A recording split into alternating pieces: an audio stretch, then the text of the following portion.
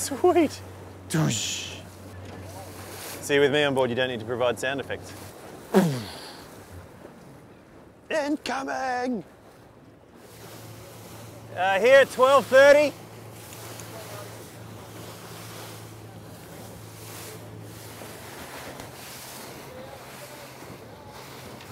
Yeah! But you see they're scattered all around. There's some under the birds up there foraging. And these guys just sort of cruising around the outside. Little subgroups scattered everywhere. Here we go, come on. Well, basically we kind of hang around until they get used to us and hope that they come into the bow, then you get a really good look.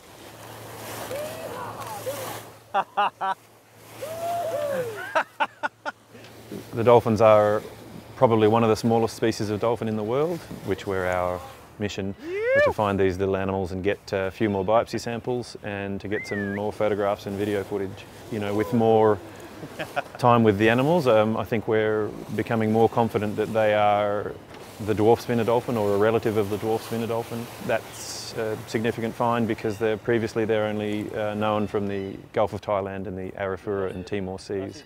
It is pretty remarkable that you know, we're in a developed country and we're most certainly rapidly developing the coastline, and yet we don't even know what the species assemblage is out there.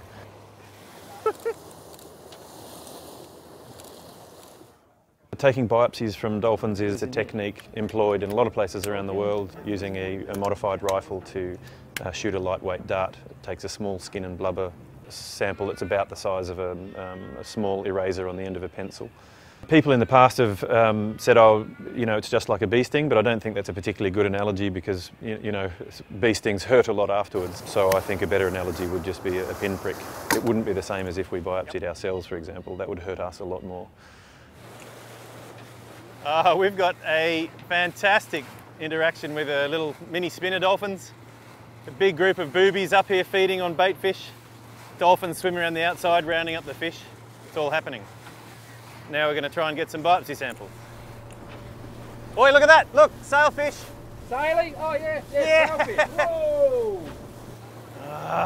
We'll put the gun down and take photographs.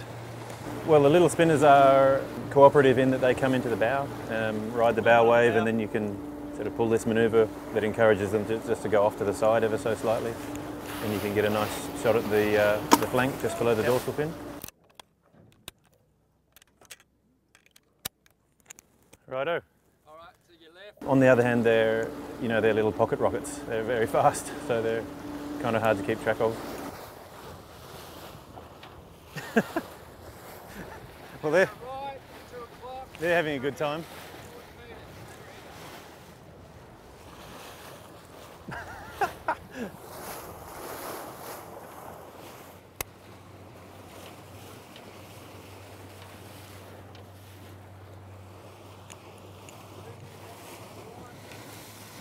There's a mother calf pair. She's got skills.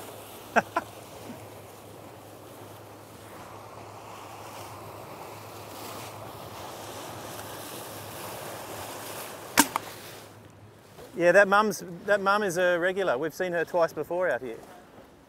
Right on.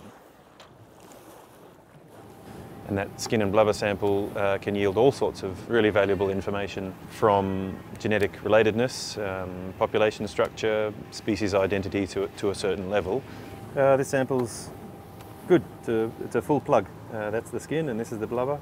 The sample actually doesn't go that deep into the animal, it's just that the blubber is relaxed and stretched out a bit because it's no longer compressed between the skin and the muscle. You know, it doesn't penetrate that deeply. Data.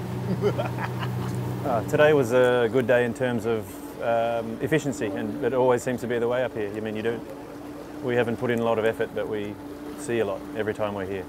We just essentially have done a run up the coastline from Ganthian Point, and on the way we've seen probably 4 or 5 separate subgroups of bottlenose dolphins, and then around about 40 spinner dolphins in scattered little subgroups.